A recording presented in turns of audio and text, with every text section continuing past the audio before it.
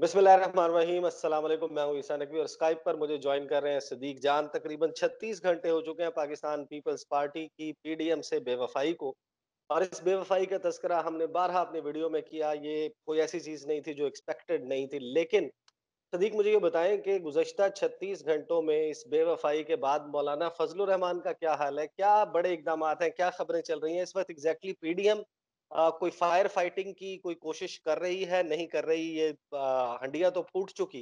इसको कोई जोड़ने की, दोबारा से रिवाइटलाइज़ या री एनर्जाइज़ करने की कोई कोशिश हो रही है? नहीं, अभी तो जो है वो जल्दी पर तेल डालने का काम हो रहा है और मैं इस हवाले से तो अपनी लास्ट वीडियो में मैं कोई 9 बयानात बता चुका हूँ पीडीएम के एक-दूसरे के खिलाफ।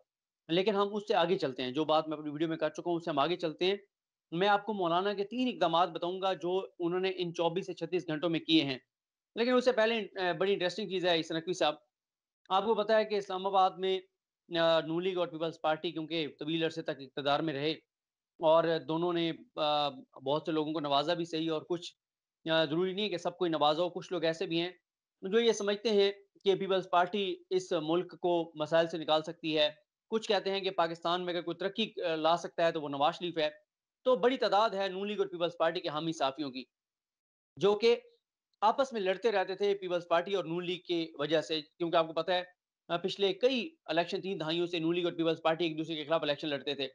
लेकिन जब पीडीएम बनी, तो दोनों एक पेज पर आ गए। दोनों मिल के पीडीएम का दिफा करते थे। दोनों मीडिया में सोशल मीडिया में पीडीएम की जंग लड़ते थे।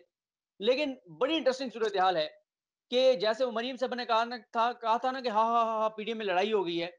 तो अब दिलचस्प सूरत-ए-हाल ये है कि सहाफ़ियों में लड़ाई हो गई है और ट्विटर पे जो है वो सहाफ़ी लड़ पड़े हैं। एक आपका दोस्त है, एक मेरा दोस्त है, नाम मैं दोनों के नहीं लूँगा। ये 1-2 तो ये लड़े हैं, बाकी भी आपस में लड़ पड़े हैं।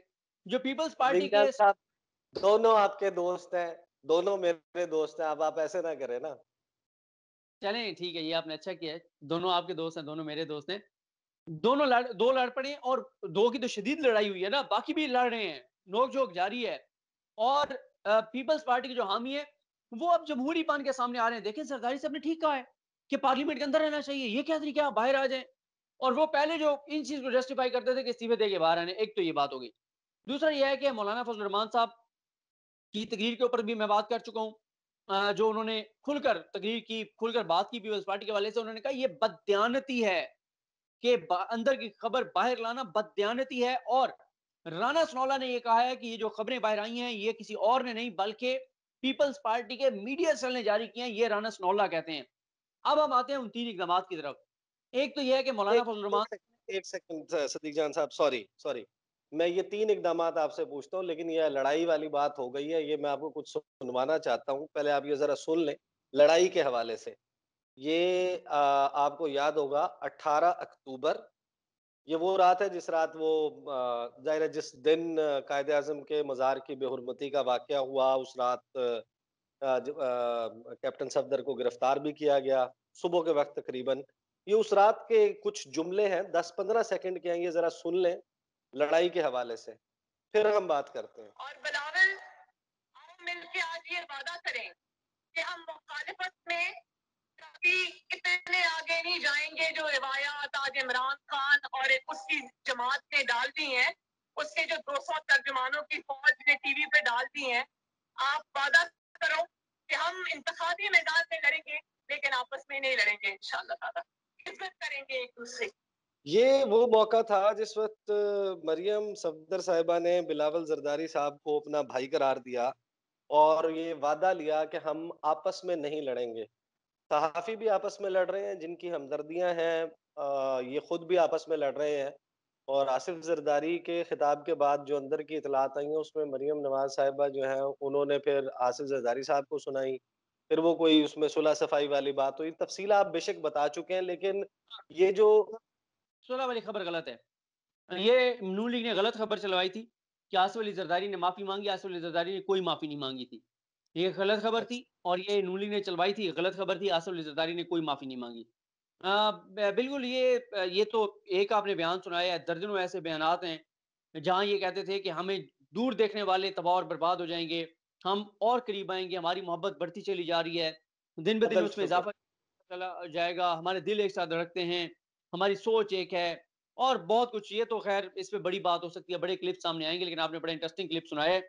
लेकिन मैं आता हूँ मौलाना साहब के मामले के ऊपर। मौलाना साहब ने एक तो आज यानी 18 मार्च को अपना वर्कर्स कन्वेंशन बुला लिया है। उसकी वजह ये है कि मौलाना की पार्टी में बहुत ज़्यादा ना जो है वो डिसऑर्ट हैं लोग, और बहुत ज़्यादा मायूसी है, बहुत ज़्यादा तशवीश है कि आपने कहा था कि जिहाद है, आपने कहा था कि गुनाह कबीरों का वापस आना, आपने कहा था कि आप कश्तियाँ जला चुके हैं, आपने कहा था कि आप रास्ते कोई नहीं है इसके अलावा कि इमरान खान को हटाना है, इस्लाम को आप लाए, शरीयत को लाए, आप कुरानी आयात को लाए और आपने फतवा दिया, और अब आपके कारकुनान तो तैयार थे आपके कहने पर। आपने कैसे उनको मुतमईन करना है, कैसे आपने उनको मीठी गोली देनी है, कैसे उनको ट्रक की बत्ती के पीछे लगाना है। तो आज का दिन इंपॉर्टेंट है।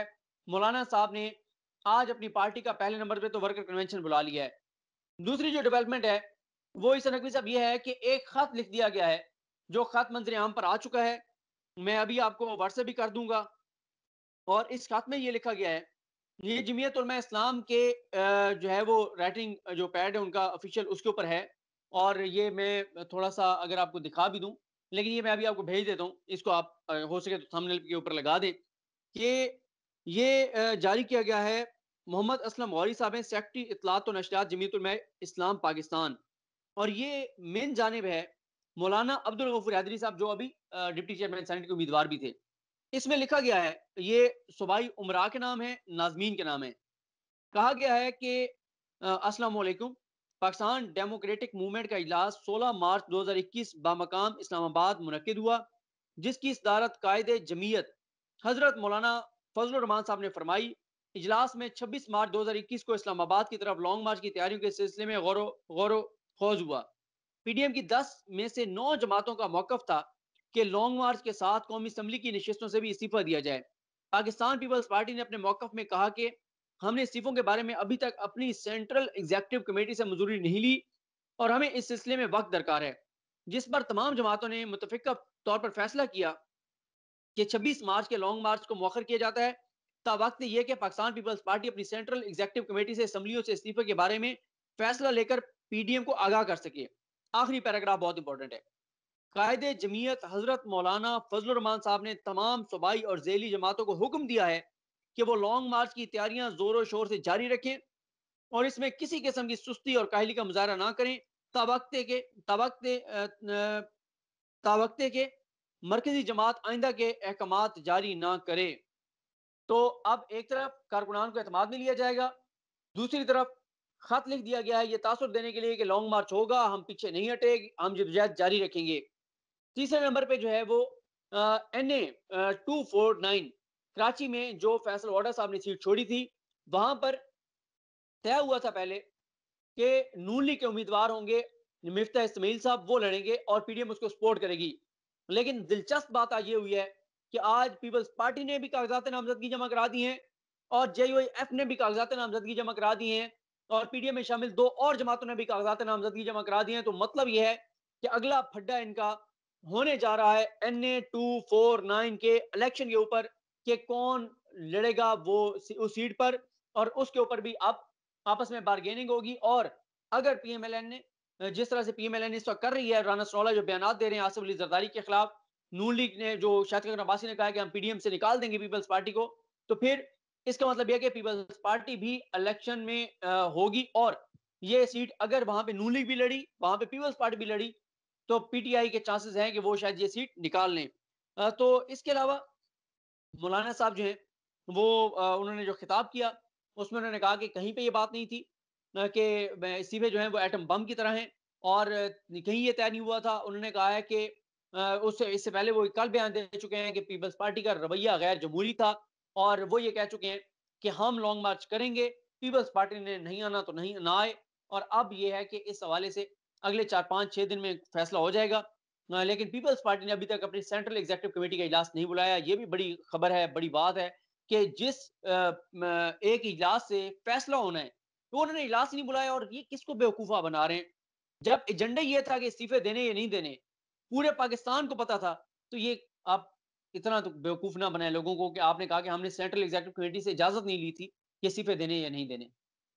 अच्छा, शहरी इक़्तिदार से थोड़ा दूर बैठकर मैं इसको जिस तरीके से सारी डेवलपमेंट को देख रहा हूँ, मैं 10 सेकंड्स में आपके सामने रख देता हूँ। मैं उस पे आपकी राय जानना चाहता हूँ, फिर मेरा एक आखिरी सवाल होगा, फिर हम आज की गुफ्तगू को जो है वो उसको ख़त्म करेंगे। एक तो ये कि मुझे मुझे ज़ाती तौर पर लगता है कि जो ज़रदारी साहब हैं, उन्होंने तो पीडीएम के लिए बड़ा अच्छा काम किया है, मुस्लिम लीग नवाज़ के लिए, मौलाना फज़लुर रहमान के लिए। एक जो फेस सेविंग चाहिए होती है, पीडीएम बंद गली में वर्चुअली यानी कि देखा जाए तो वो प्रैक्टिकली एक बंद गली में दाखिल हो चुके थे और लॉन्ग मार्च लाके एक्सपोज़ होने की बात थी। एक ऐसे वक़्त में जब कोरोना की वबा है और कैपिटल में आप साइज़ेबल क्राउड ना ला सकते, आगे रमज़ान का महीना शुरू होना था, आप उससे कुछ हासिल ना कर पाते। मौलाना पहले एक दफ़ा लॉन्ग मार्च इस्लामाबाद लाके खाली हाथ वापस जा चुके हैं और अब दोबारा ये नज़र आ रहा था कि हुकूमत से उन्हें कुछ नहीं मिलने वाला। इस लॉन्ग मार्च से वो हुकूमत को घर नहीं भेज सकते। इस नाकामी की सूरत में उनके वर्कर की मज़ीद उम्मीद टूट जाती। हमने जितनी लॉन्ग मार्चेज़ की हिस्ट्री देखी है, चाहे वो मुबारक हो अल्लामा डॉक्टर ताहिरुल कादरी का, ये वो मुआहदा होता है हुकूमत से। इसी तरह जो है वो खादिम रिज़वी साहब का जब धरना था तहरीक लब्बैक का, हुकूमत ने उनको कुछ जो है वो लिख के दी कि हम ये बातें मानेंगे, फिर बाद में वो बातें नहीं मानी गई। लेकिन वो पॉइंट होता है जहाँ पर फेस सेविंग मिलती है। लॉन्ग मार्च लाने वालों को उनको महफूज़ रास्ता दिया जाता है। मेरा तो ख़्याल है कि आसिफ अली ज़रदारी ने इस्तीफ़े ना देने का ऐलान करके और नवाज़ शरीफ की वतन वापसी के साथ मशरूत करने से कि तहरीक को आगे ले जाना है तो उनको वापस आना है क्योंकि हुकूमत अगर पाकिस्तान में करनी है तो फिर अपोज़िशन भी पाकिस्तान में रहकर करे। ये बातें करके आसिफ अली ज़रदारी ने तो पीडीएम को उस बंद गली में जाने से रोका है जहाँ पर जाके वो बुरी तरह एक्सपोज़ हो जाते। तो आसिफ ज़रदारी ने तो मेरा ख़्याल है एहसान किया पीडीएम पे। मेरी राय बिल्कुल इससे अपोज़िट है। देखें पीडीएम जिस तरह से बीच चौराहे में हंडिया फूटी है, जैसे ये एक्सपोज़ हुए हैं और जैसे तबाही और इनकी बर्बादी हुई है, अगले 2.5 साल में ये नहीं उठ सकते इस नकवी साहब। देखें, जो बात आप कर रहे हैं ना उसका फिर एक और तरीका था।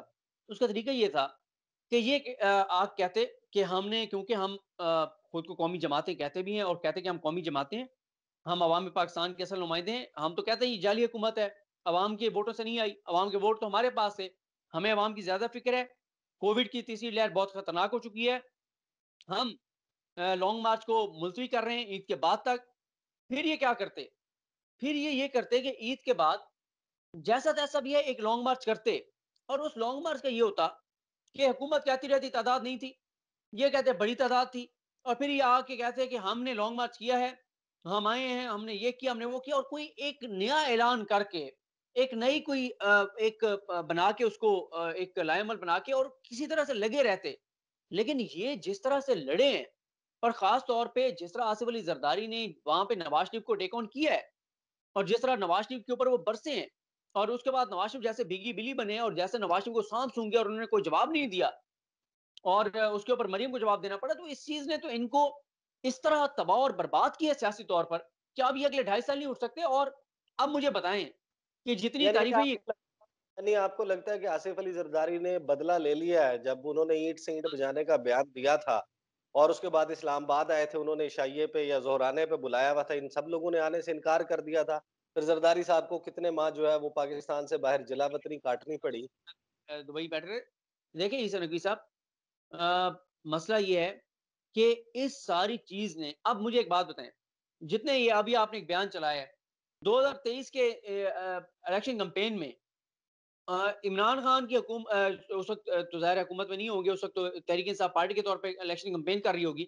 वो और कुछ भी ना करें, वो ये जो इनके आपस में प्यार-मोहब्बत के बयानात हैं, वही चलाते रहें और इनको एक्सपोज़ करते रहें और ये इलेक्शन तो अलग-अलग लड़ेंगे। अब तो कोई चांस नहीं है ना कि पीडीएम जो है वो एक प्लेटफ़ॉर्म से इलेक्शन लड़ेगी 2023 का। ये बड़ा थ्रेट था इमरान खान के लिए कि अगर पीडीएम ये फैसला करती है कि 2023 का इलेक्शन हमने एक प्लेटफ़ॉर्म पे लड़ना है, तो इमरान खान के लिए बड़ी मुश्किलात होनी थी और बड़ी चीज़ें उनके लिए टफ़ होनी थी तहरीक इंसाफ के लिए 2023 में। अब तो वो चांसेस खत्म हो गए और अब आप देखेंगे कि पीपल्स पार्टी ने आज कह दिया है कि हम इंतखाबी इस्लाहात पे इमरान खान के साथ बैठने को तैयार हैं। ये इसका मतलब ये है कि अब जिस किस्म की पॉलिटिकल एक्टिविटी चल रही है यकीनन बड़ी फास्ट पेस्ड डेवलपमेंट्स हैं और अगले आने वाले जो रोज हैं उसमें जाहिर है कि ये सारी पॉलिटिकल एक्टिविटी चलती रहेगी मैं भी इंशाल्लाह ज्वाइन इन कर लूंगा आपको 1 से 2 रोज में तो वहां पर आके फिर इकट्ठे देखेंगे किस किस्म की डेवलपमेंट्स चल रही हैं आप अपना ख्याल रखिएगा और व्यूअर्स भी हम सबको अपनी दुआओं में याद रखें। इंशाल्लाह अगली वीडियो में आपके साथ मुलाकात होगी। मुझे और सिद्दीक जान को इजाज़त दीजिए। अल्लाह हाफ़िज़।